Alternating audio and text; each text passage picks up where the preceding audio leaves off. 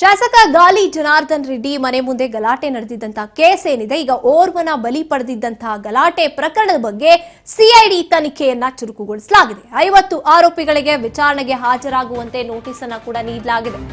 ಶಾಸಕ ಗಾಲಿ ಜನಾರ್ದನ್ ರೆಡ್ಡಿ ಮನೆ ಮುಂದೆ ನಡೆದಿದ್ದಂತಹ ಗಲಾಟೆ ಓರ್ವನನ್ನ ಬಲಿ ಪಡೆದಿತ್ತು. ಒಬ್ಬ ಕಾಂಗ್ರೆಸ್ ಶಾಸಕನನ್ನ 50 ಆರೋಪಿಗಳಿಗೆ ವಿಚಾರಣೆಗೆ ಹಾಜರಾಗುವಂತೆ ಈಗ ನೋಟಿಸ್ ಅನ್ನ ಕೂಡ ನೀಡಲಾಗಿದೆ.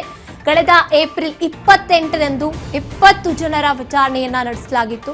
ಇದೀಗ ಮತ್ತೆ 50 ಜನರಿಗೆ ಸಿಐಡಿ ಅಧಿಕಾರಿಗಳನ್ನ ಬುಲಾವ್ ಮಾಡಿರುವಂತಹ ಶಾಸಕ ನಾರಾ ಭರತ್ ರೆಡ್ಡಿ, ಜನಾರ್ದನ್ ರೆಡ್ಡಿ ಅವರ ಏನು ತಂಡಗಳು ಮಾಡಿದ್ದಂತಹ ಗಲಾಟೆ, ಫೈರಿಂಗ್ ನಲ್ಲಿ ಓರ್ವ ಕಾಂಗ್ರೆಸ್ ಕಾರ್ಯಕರ್ತನ ಸಾವು ಕೂಡ ಆಗಿತ್ತು. ಬ್ಯಾನರ್ ಒಂದರ ವಿಚಾರಕ್ಕೆ ಆರಂಭವಾದಂತಹ ಗಲಾಟೆ ಒಬ್ಬ ಕಾರ್ಯಕರ್ತನ ಸಾವಿಗೆ ಕಾರಣ ಆಗಿತ್ತು. ಗಲಾಟೆ ವೇಳೆ ಎಷ್ಟೋ ಪೊಲೀಸ್ ಅಧಿಕಾರಿಗಳನ್ನ ಕೂಡ ಅಮಾನತುಗೊಳಿಸಲಾಗಿತ್ತು. ಡಿಐಜಿ ವರ್ತಿಕಾ ಕಟಿಯಾರ್ ವರ್ಗಾವಣೆಯನ್ನ ಸರ್ಕಾರ ಮಾಡಿತ್ತು. ಬಳಿಕ ಘರ್ಷಣೆ ಪ್ರಕರಣ ಈಗ ಸಿಐಡಿಗೆ ವರ್ಗಾವಣೆ ಮಾಡಿತ್ತು ಸರ್ಕಾರ. ಈಗ ಜನವರಿ 1ನೇ ತಾರೀಕು ಬಳ್ಳಾರಿಯ ಜನಾರ್ದನ ರೆಡ್ಡಿ ಅವರ ನಿವಾಸದ ಮುಂದೆ ನಡೆದಂತಹ ಗಲಾಟೆ ವಿಚಾರ, ಬ್ಯಾನರ್ ವಿಚಾರಕ್ಕೆ ಎರಡೂ ಕಡೆಗಳಲ್ಲೂ ಕೂಡ ಕಲ್ಲು ತೂರಾಟ ಆಗಿತ್ತು. ಫೈರಿಂಗ್ ಮಾಡಿ ಒಬ್ಬ ಕಾರ್ಯಕರ್ತನ ಅಂತ್ಯ ಕೂಡ ಇಲ್ಲಾಗಿತ್ತು.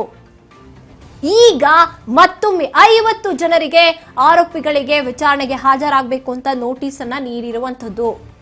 ವಾಲ್ಮೀಕಿ ಪುತ್ಥಳಿ ವಿಚಾರವಾಗಿ ಆರಂಭ ಆಗಿತ್ತು. ಗಲಾಟೆ ವೇಳೆ ಪೊಲೀಸ್ ಇಲಾಖೆಯ ನಿರ್ಲಕ್ಷ್ಯ ಅಂತ ಅಮಾನತು ಕೂಡ ಗೊಳಿಸಲಾಗಿತ್ತು. ಈಗ ಮತ್ತೊಮ್ಮೆ ಚುರುಕುಗೊಳಿಸಿರುವಂಥದ್ದು ತನಿಖೆಯನ್ನ. ಈ ಬಗ್ಗೆ ಹೆಚ್ಚಿನ ಮಾಹಿತಿಯನ್ನ ನಮ್ಮ ಪ್ರತಿನಿಧಿ ನಾಗರಾಜ್ ನೀಡ್ತಾರೆ. ನಾಗರಾಜ್, ಈಗಾಗಲೇ ಜನಾರ್ದನ್ ರೆಡ್ಡಿ ಅವರ ಮನೆ ಮುಂದೆ ನಡೆದಂತಹ ಗಲಾಟೆ ವಿಚಾರ ಈಗ ಮತ್ತೆ ಚುರುಕು ಆಗಿದೆ. ಸಿಐಡಿ ತನಿಖೆ ಅಂತ ಹೇಳ್ಬೋದು. ಏನ್ ನಡೀತಾ ಇದೆ ಈ ಬಗ್ಗೆ ಹೆಚ್ಚಿನದಾಗಿ ಹೇಳ್ತಾ ಹೋಗೋದಾದ್ರೆ? ಗಾಯತ್ರಿ, ಏನಂತಂದ್ರೆ ಬಳ್ಳಾರಿ ನಗರದಲ್ಲಿ ಜನವರಿ 1ರಂದು ಒಂದು ಬ್ಯಾನರ್, ವಾಲ್ಮೀಕಿ ಜಯಂತಿ ಉತ್ಸವದ ಮತ್ತು ಪುತ್ಥಳಿ ಅನಾವರಣದ ಹಿನ್ನೆಲೆಯಲ್ಲಿ ಒಂದು ಬ್ಯಾನರ್ ಹಾಕುವಂತ ಸಂದರ್ಭದಲ್ಲಿ ಜನಾರ್ದನ್ ರೆಡ್ಡಿ ಅವರ ಅಹಂಭಾವ್ಯ ನಿವಾಸದ ಮುಂದೆ ಏನು ಒಂದು ಗಲಾಟೆ ನಡೆದಿತ್ತು. ಈ ಒಂದು ಗಲಾಟೆ ಸಂದರ್ಭದಲ್ಲಿ ಎರಡು ಗುಂಪುಗಳ ಮಧ್ಯೆ ಘರ್ಷಣೆ ಆಯ್ತು. ಆ ಸಂದರ್ಭದಲ್ಲಿ ಏನು ಸತೀಶ್ ರೆಡ್ಡಿ ಇದ್ದಾರೆ, ನಾರಾ ಭರತ್ ರೆಡ್ಡಿ ನಗರ ಶಾಸಕ ಬೆಂಬಲಿಗ, ಅವರ ಒಂದು ಪ್ರೈವೇಟ್ ಗನ್ನಿಂದ ಒಂದು ಬುಲೆಟ್ ಸಿಡಿದಿತ್ತು. ಇದರಿಂದಾಗಿ ಒಬ್ಬ ವ್ಯಕ್ತಿ ಮೃತಪಟ್ಟಿದ್ದ. ತದನಂತರ ಕೇಸು ಮತ್ತೆ ಕೌಂಟರ್ ಕೇಸ್ಗಳಾದವು. ಆ ಒಂದು ಇಡೀ ಪ್ರಕರಣವನ್ನ ಸಿಐಡಿಗೆ ವಹಿಸಲಾಯಿತು. ಇದೀಗ ಒಂದು ಆ ಪ್ರಕರಣವನ್ನು ವರ್ಗಾಯಿಸಿಕೊಂಡಂತ ಸಿಐಡಿ ಪೊಲೀಸರು ಕಳೆದ ಒಂದು 3-4 ದಿನಗಳಿಂದ ಬಳ್ಳಾರಿಯಲ್ಲೇ ಬೀಡು ಬಿಟ್ಟು 50 ಜನರಿಗೆ ಈಗಾಗಲೇ ಈ ಒಂದು ಘಟನೆಯಲ್ಲಿ ಭಾಗಿಯಾಗಿರ್ತಕ್ಕಂಥ 50 ಜನ ಆರೋಪಿಗಳಿಗೆ ಈಗಾಗಲೇ ನೋಟಿಸ್ ಅನ್ನು ನೀಡಿರ್ತಕ್ಕಂಥದ್ದು. ಇದು ಒಂದು ಆರ್ಮ್ಡ್ ಕಾಯ್ದೆ ಅಡಿ ಒಂದು ಪ್ರಕರಣವನ್ನ BNS ಅಡಿ ದಾಖಲಿಸಿರೋದ್ರಿಂದ ಅವರನ್ನ ಕರೆದು ಎಲ್ಲ ಕೂಲಂಕುಷವಾಗಿ ವಿಚಾರಣೆ ಮಾಡಲಾಗಿದೆ. ಆ ನೋಟಿಸ್ ಅಲ್ಲಿ ಕಾಣ್ತಿರುವ ಹಾಗೆ ಅವರಿಗೆ ಎಲ್ಲ ಕಂಡೀಷನ್ ಗಳನ್ನ ಹಾಕಿರ್ತಕ್ಕಂಥದ್ದು.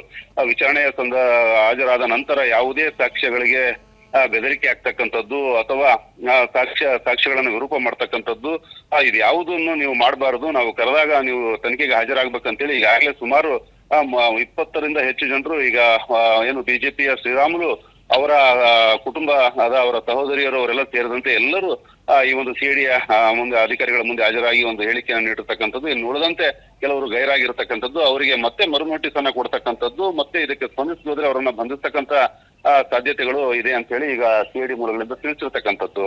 ಒಟ್ಟಾರೆ ಈ ಒಂದು ಬಳ್ಳಾರಿಯ ಶೂಟೌಟ್ ಪ್ರಕರಣ ಈಗ ಮತ್ತೆ ಚುರುಕುಗೊಂಡಿರ್ತಕ್ಕಂಥದ್ದು. ಈಗ ಸದ್ಯದಲ್ಲೇ ಒಂದು ಚಾರ್ಜ್ ಶೀಟ್ ಅನ್ನು ಸಬ್ಮಿಟ್ ಮಾಡೋದ್ರಿಂದ ಈಗ ಒಂದು ಪ್ರಕರಣದ ಒಂದು ತನಿಖೆಯನ್ನ ಚುರುಕುಗೊಳಿಸಿರ್ತಕ್ಕಂಥದ್ದು. ಗಾಯತ್ರಿ, ಥ್ಯಾಂಕ್ ಯು ನಾಗರಾಜ್ ನಿಮ್ಮೆಲ್ಲ ಮಾಹಿತಿಗಾಗಿ.